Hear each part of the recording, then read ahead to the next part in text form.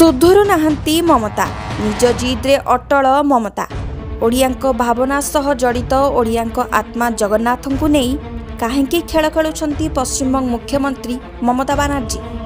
दीघारे जगन्नाथ मंदिर निर्माण कराई एहाकु जगन्नाथ धामर परिचय देबाकु नेई ओडिशारे प्रतिवादर स्वर तीव्र हेबा परे गतकाली दीघारे थिबा जगन्नाथ धाम फलककु हटाई देथिले मध्य राति अधिया जगन्नाथ धामर फलक पुनः स्थापन करिबा ममतांक अहंकारर परिचय देउछि।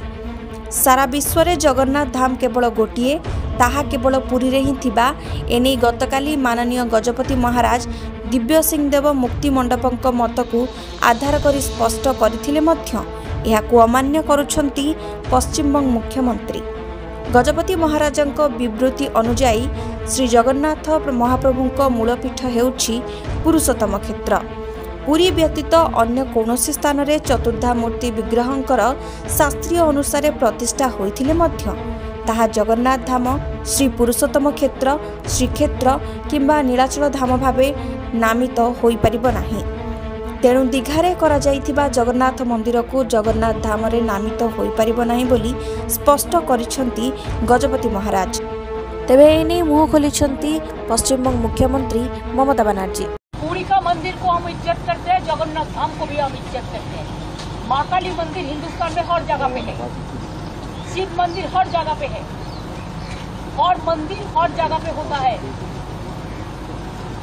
जब बीजेपी कुछ करते हैं हम तो कुछ पूरी नहीं करते हैं मंदिर के बारे में, तो उसका इतना गुस्सा क्यों हुआ? इतना गुस्सा क्यों हुआ? एहापरे मध्य ममता बनर्जी निज जिद एवं अहंकार रे जगन्नाथ संस्कृति जगन्नाथ परंपरा एवं रीतिनीति को जेभली भावे आघात करि चलिछंती सेही घटना को नै मुह खोलिछंती पद्मश्री बलिया बाबा। जगन्नाथंक मंदिर केवल दीघारे हो नाही समग्र पृथ्वी रे होछि। जगन्नाथंक मंदिर करिवारे किछ असुविधा नाही, किंतु धाम शब्दटा सेटा सबु जगह व्यवहार करी हबा नाही। धाम कहिले बद्रीनाथ अमरनाथ केदारनाथ वृंदावन धाम नवद्वीप धाम यही हूँ प्रकृत धाम। बेंगल में गोटे धाम संबोधन करा जाए नदिया नवद्वीप धाम। आउ जगन्नाथंकर मूर्ति काष्ठरे निर्माण हबाटा सेटा हूँ प्रकृत कथा। से प्रस्तर मूर्ति से कहा उपदेश कले सेटा तांको निज कथा, किंतु प्रस्तर मूर्ति हवा कथा नुहे।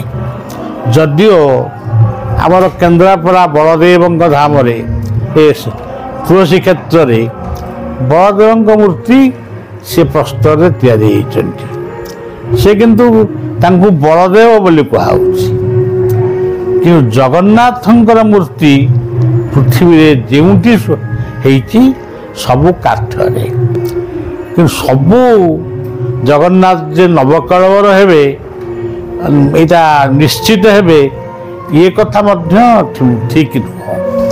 तेणु तांको किए गोटे माने यही भलिया गोटे उपदेश किए देइची परामर्श से करिसंती, किंतु या राजनीतिकरण नुहे किंबा या प्रकृत में गोटे मनमुखी कार्य चली।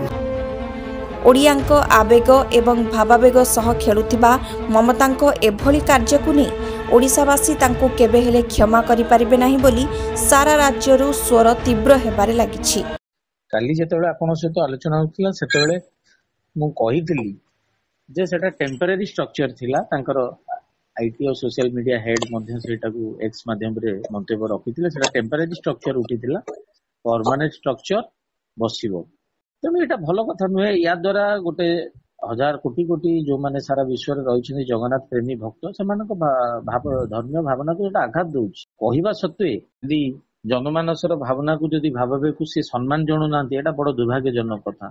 पूज्य गजपति महाराज मध्य निजर मंतव्य स्पष्ट भाव निजर ବକ୍ତବ୍ୟକୁ ରଖିଛନ୍ତି କାଲି। ସବୁ ଜାଗାରେ ଅନେକ ଜାଗାରେ ମନ୍ଦିର ଅଛି, ମନ୍ଦିର କରନ୍ତୁ, ପୂଜା କରନ୍ତୁ, କିନ୍ତୁ ରୀତିନୀତି ଅନୁଯାୟୀ ପୂଜା କରନ୍ତୁ, ପ୍ରସାଦ ବି କରନ୍ତୁ, କିଛି ଅସୁବିଧା ନାହିଁ। କିନ୍ତୁ ଆପଣଙ୍କୁ କହିବା ସତ୍ତ୍ୱେ ଯଦି ଏଇ ଜିନିଷ କରାଯାଉଛି, ଏଇଟା କେବଳ ନିଜ ଜିଦ୍ର। ଆପଣ ଯଦି ମମତା ବାନାର୍ଜୀଙ୍କର ରାଜନୈତିକ ଜୀବନକୁ ଯଦି ଅନୁଶୀଳନ କରିବେ, ତାକୁ ଯଦି ତର୍ଜମା କରିବେ ତାଙ୍କର କାର୍ଯ୍ୟଧାରାକୁ, ସେ ନିଜ ଜିଦ୍ରେ ରୁହନ୍ତି, ନିଜର ଅହଂଭାବକୁ ସେ କରୁଛନ୍ତି, ପ୍ରକାଶ କରୁଛନ୍ତି। ସେଥିପାଇଁ ଓଡିଶା ସରକାରଙ୍କ ତରଫରୁ ତ ଆଇନ ମନ୍ତ୍ରୀ କାଲି ଅଲରେଡି ବକ୍ତବ୍ୟ ରଖି ସାରିଛନ୍ତି ମିଡିଆ ସାମ୍ନାରେ, ଯେ ଯଦି ଚିଠି ମାଧ୍ୟମରେ ଅନୁରୋଧରେ ଯଦି ଏ କଥାର ସମାଧାନ ନ ହବ, ତେବେ ସରକାର ମଧ୍ୟ ପ୍ରସ୍ତୁତ ଅଛନ୍ତି ଆଇନଗତ କିଛି ପଦକ୍ଷେପ ନେବେ। ତା ଛଡା ତ ବାଟ ହିଁ କିଛି ନାହିଁ। କେବେ ହେଲେ ଜଗନ୍ନାଥ ମନ୍ଦିର ଦୀଘାର ଧାମ ହେଇପାରିବ ନାହିଁ। ଏହାର ମୁଖ୍ୟ କାରଣ ହେଉଛି ସାରା ଭାରତ ବର୍ଷରେ କ'ଣ ସାରା ବିଶ୍ୱରେ 4ଟି ଧାମ ଅଛି। ସେ 4ଟି ଧାମ ମଧ୍ୟରୁ ପୁରୀ ଏକମାତ୍ର ଧାମ, ତା ମଧ୍ୟରୁ ପୁରୀ ଗୋଟେ ମାତ୍ର ଧାମ। ତ ପୁରୀ ଧାମ ଥାଉ ଥାଉ ଦୀଘାରେ ଆଉ ଗୋଟେ ଧାମ କେମିତି ହେବ? ଏହା ଏକ ହାସ୍ୟାସ୍ପଦ ଏବଂ ଏହାକୁ ଏକ ରାଜନୀତି କ୍ଷେତ୍ରରେ ମହାପ୍ରଭୁ ଜଗନ୍ନାଥଙ୍କୁ ବ୍ୟବହାର କଲା ଭଳିଆ ଲାଗୁଛି। ଏବଂ ମମତା ବାନାର୍ଜୀ ଏହା ଏକ ଅତ୍ୟନ୍ତ ଘୃଣ୍ୟ କାର୍ଯ୍ୟ କରିଛନ୍ତି। ଏଥିପାଇଁ ମମତା ବାନାର୍ଜୀ ଯିଏ ମୁଖ୍ୟମନ୍ତ୍ରୀ ପଶ୍ଚିମବଙ୍ଗର, ସିଏ ଆସିକି ଜଗନ୍ନାଥ ମହାପ୍ରଭୁଙ୍କ ପାଖରେ ପୁରୀରେ କ୍ଷମା ପ୍ରାର୍ଥନା କରିବା କଥା। ଓଡ଼ିଆ ଅସ୍ମିତାର ନାରା ଦେଇ ରାଜ୍ୟ ସରକାର ଶାସନ ଗାଦିରେ ବସିଥିବା ବେଳେ ଏବେ ଓଡ଼ିଆ ଅସ୍ମିତା ବିପଦରେ ପଡ଼ିଥିବାରୁ ଏହି ଘଟଣାରେ ରାଜ୍ୟ ସରକାର କ'ଣ ପଦକ୍ଷେପ ଗ୍ରହଣ କରୁଛନ୍ତି ତାହା ଦେଖିବାକୁ ବାକି ରହିଲା। Bureau report, cover Odisha.